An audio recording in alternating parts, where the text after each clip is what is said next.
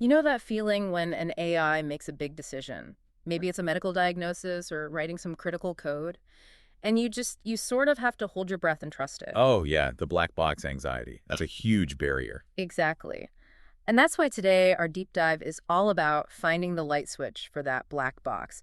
We're talking about monitoring AI through its chain of thought, or COCO-T. Our mission here is really to unpack this idea of monitorability. Okay.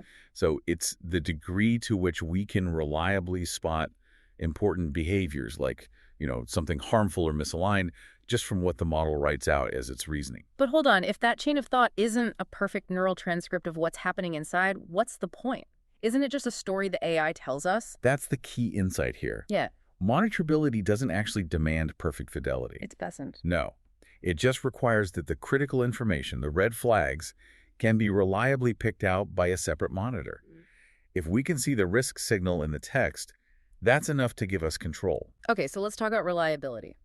The big challenge with AI safety is that failures are, thankfully, pretty rare. Right. It's a massive class imbalance problem. So standard metrics could give you a 99% score even if you miss the one catastrophic event that really matters. Precisely. So we need a metric that is just fiercely conservative, one that really punishes any failure to detect a problem. And that's where this other measure comes in. Yeah, the sources use something called the IR mean 22. G means squared.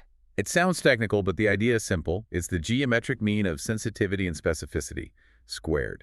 It just provides a much, much more trustworthy score when you're hunting for rare, high-stakes events. So to really put this to the test, researchers didn't just use one approach. They used three really different evaluation types. So yeah, the first was intervention evaluations. What's that? It's basically checking if the model notices when you mess with it. So in a medical query, did it realize when we deliberately removed a key piece of evidence, and did it say so in its reasoning? I see. And the second one? That would be process evaluations. For things like, say, complex math or physics problems, getting the right answer isn't enough. You need to show your work. Exactly. Yeah. The monitor checks if the model followed a known, valid solution path. It ensures the method was sound, not just a lucky guess. And the third one sounds a little chilling. Outcome property evaluations. Yeah, this one is about detecting outright sabotage. Looking for subtle, malicious code being inserted in environments like Shade Arena or in a repository. It's about catching bad behavior in the final act. That level of comprehensive testing is, wow, it's critical for building any real trust. It is, but implementing these kinds of safety measures requires, a ton of expertise and infrastructure. And that actually ties perfectly into our sponsor for this deep dive, Embersilk. If you're trying to navigate the complexities of AI, whether you need help with agent training, automation, or just figuring out where AI could make the most impact for your business, Embersilk can help. You can check them out at embersilk.com for all your AI needs. So diving back into the results, there's this common fear, right, that as models get bigger, they just become more opaque. Right, harder to understand. But the data shows something really optimistic. Co-eat monitorability generally gets better with more compute.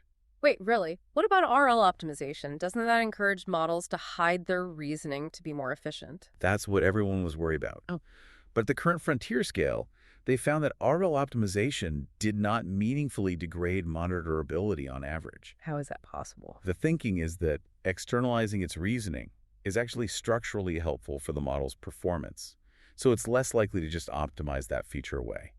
And this leads to a really actionable idea, Okay. the monitorability tax. A tax. Sounds expensive. Not at all, it's a trade-off. Instead of deploying the absolute biggest, fastest model, you can choose a slightly smaller one and ask it to use more reasoning effort. So you're trading a tiny bit of speed, that's the tax, for a huge gain in safety and transparency, like choosing stronger encryption. Exactly. And sometimes the fix is even simpler. Just asking a model tailored follow-up questions like, did you leave anything critical out of your explanation? You just ask it. You just ask it. For some models, that alone can cause a significant jump in monitorability because it encourages them to verbalize more of their internal process. So we started this conversation feeling anxious about the black box.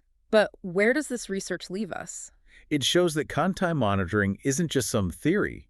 It's showing real promise as a load-bearing part of our safety and control systems. So there is a clear path forward. There is. We have concrete, scalable methods to maintain understanding even as AI gets more and more complex. It's a truly hopeful path toward ensuring that as AI capability grows, so does our ability to hold it accountable. A genuinely inspiring look at the progress being made. If you enjoyed this deep dive into monitorability, please subscribe to the show. Hey, leave us a 5-star review if you can. It really does help get the word out. Thanks for tuning in.